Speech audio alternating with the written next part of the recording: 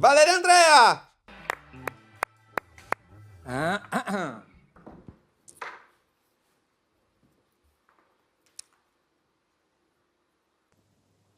Questa mattina mi sono svegliato. Oh, bella ciao, bella ciao, bella ciao.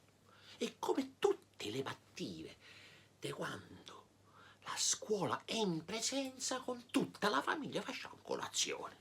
Io tutte le mattine mi faccio una fetta di pane tostato con la Nutella, ma non la Nutella, quella del Ferrero, perché io sono figlio di un comunista. Nel 1984 sono andato al funerale di Berlinguer, sono compagno, non posso mettere la Nutella, quella di Ferrero, allora metto la Nutella, la crema di nocciole fatta da un'azienda biologica il cui fatturato è 3 volte tanto la Ferrero della Nutella, ma io sono comunista.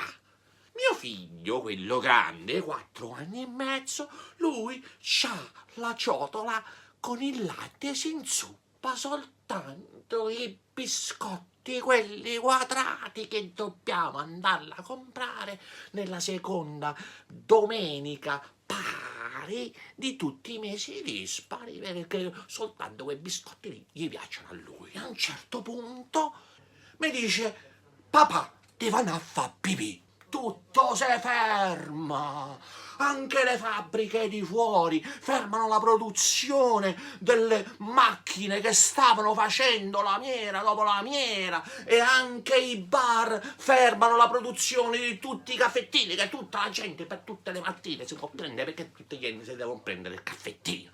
Tutto il mondo si ferma quando una voce che arriva dal bagno come fosse da un'oltretomba ci dice: ho finito di fare la pipì. Mia moglie dice una semplice frase: hai pulito il pisello? Sì, mi sono pulito il pisello. E allora, con un senso di trionfo, tutto il mondo ritorna alla sua vita, e quelli che devono mettere le lamiere nelle macchine rimettono le lamiere nelle macchine, quelli che devono fare i caffettini al bar rifanno i caffettini al bar, e noi si continua a fare la colazione fino a che una voce, probabilmente la voce d'Ingrao, mi dice: fai una pausa da questa situazione e chiedi la possibilità di andare a fare la cacca. E appena mi siedo sull'asse della mia toilette, la voce di mio figlio dice: devo fare io la cacca. E lì ho chiesto a Berlinguer e a tutto il partito comunista di potermi sbatezzare. Valerio Andrea!